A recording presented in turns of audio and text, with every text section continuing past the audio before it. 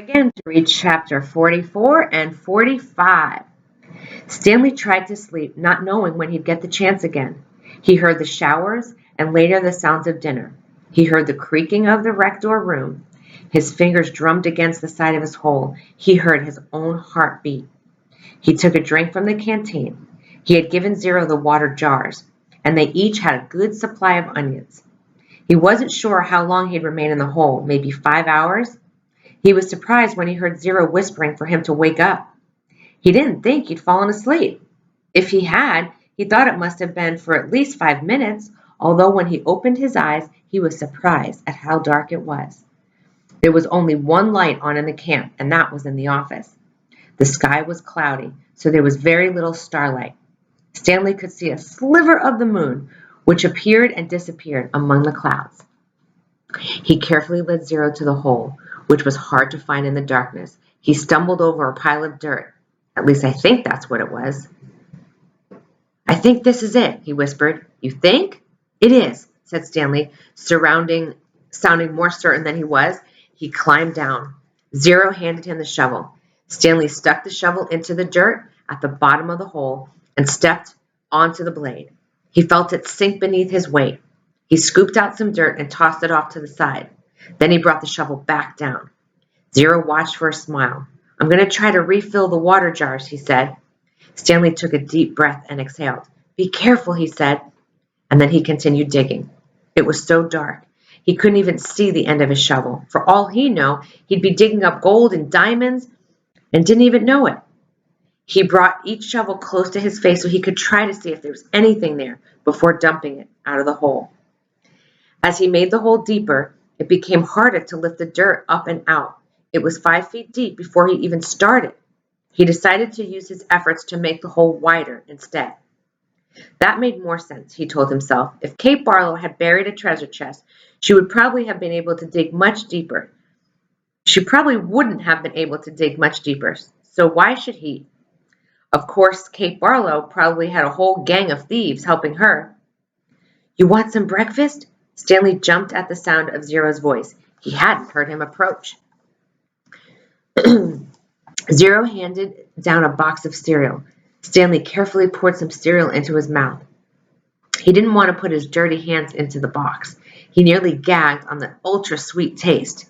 They were sugar-frosted flakes, and after eating nothing but onions for more than a week, he had trouble adjusting to the different flavor. He washed them down with a swig of water. Zero took over the digging. Stanley sifted his thick fingers through the fresh piles of dirt in case he had missed anything. He wished he had a flashlight. A diamond no bigger than a pebble would easily be worth thousands of dollars, yet there was no way to see it. They finished the water that Zero had gotten from the spigot by the showers. Stanley said he'd go fill the jars again, but Zero insisted that he do it. "No offense, but you make too much noise when you walk. You're too big." Stanley returned to the hole.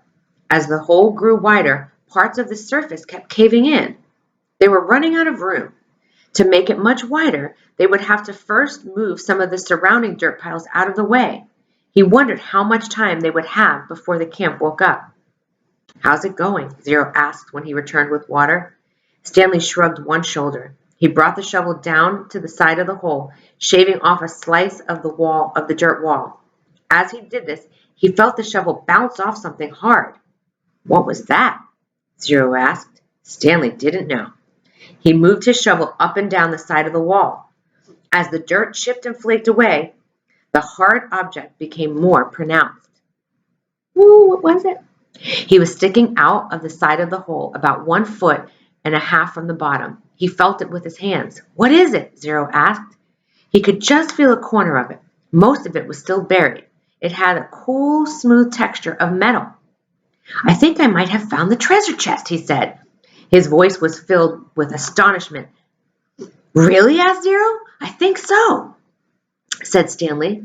The hole was wide enough for him to hold the shovel lengthwise and dig sideways into the wall. He knew he had to dig very carefully. He didn't want the side of the hole to collapse along with a huge pile of dirt directly above it. He scraped at the dirt wall until he exposed one entire side of the box-like object. He ran his fingers over it. "I felt it to be about 8 inches tall. and about 2 feet wide. He had no way of knowing how far into the earth it extended. He tried pulling it out, but it wouldn't budge. He was afraid that the only way to get it was to start back up at the surface and dig down, but they didn't have time for that. I'm going to try to dig a hole underneath it, he said. Then maybe I can pull it out and slip it out. Pull it down and slip it out. Go for it, said Zero. Stanley jammed the shovel into the bottom edge of his hole and carefully began to dig a tunnel underneath the metal object. He hoped it didn't cave.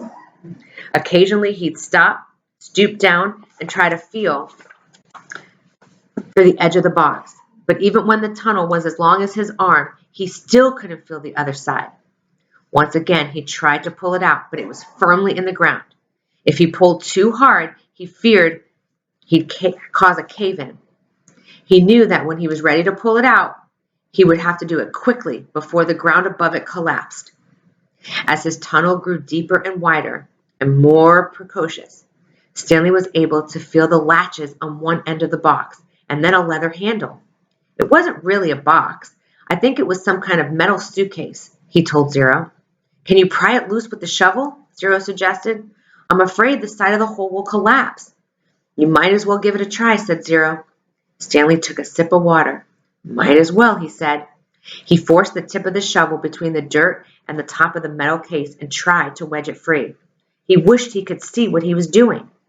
He worked the end of the shovel back and forth, up and down, until he felt the suitcase fall free. Then he felt the dirt come piling down on top of it. But it wasn't a huge cave-in. As he knelt down in the hole, he could tell that only a small portion of the earth had collapsed. He dug with his hands until he found the leather handle, and then he pulled the suitcase up and out of the dirt. I got it, he exclaimed. It was heavy. He handed it up to Zero. You did it, Zero said.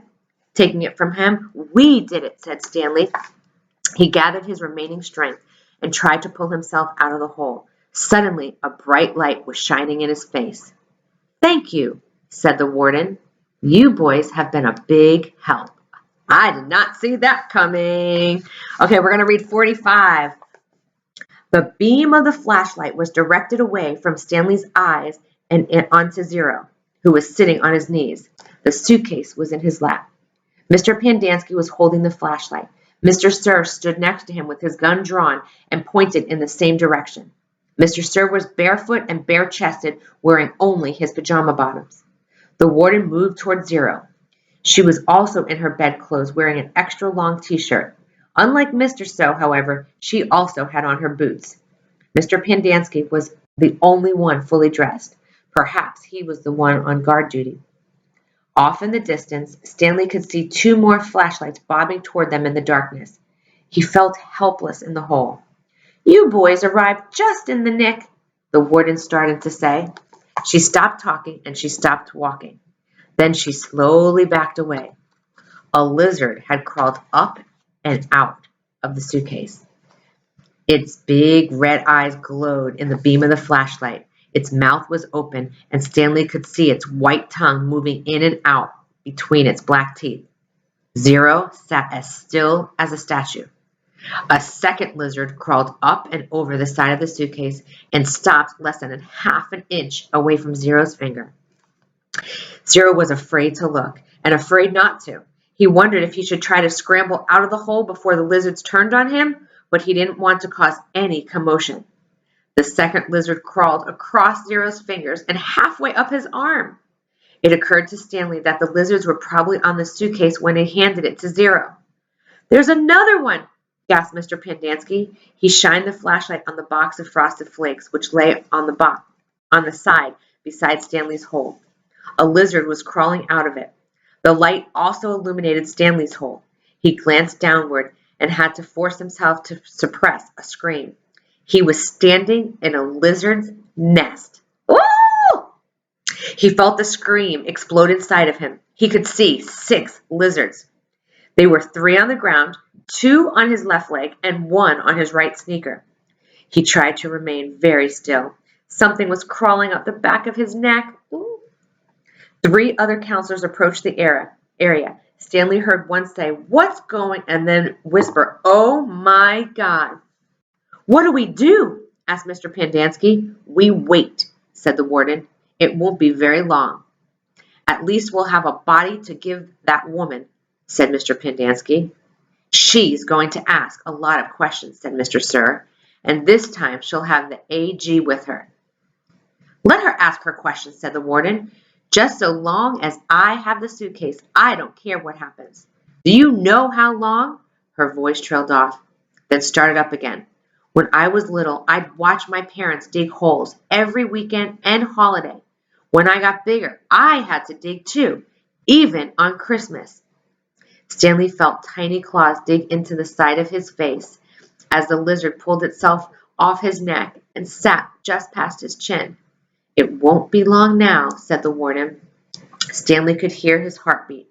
Each beat told him he was still alive, at least for one more second. Let me see if we can fit another one in. It's getting good. Let's fit one more in. 500 seconds later, his heart was still beating. Mr. Pendanski screamed. The lizard, which had been in the cereal box, was springing toward him.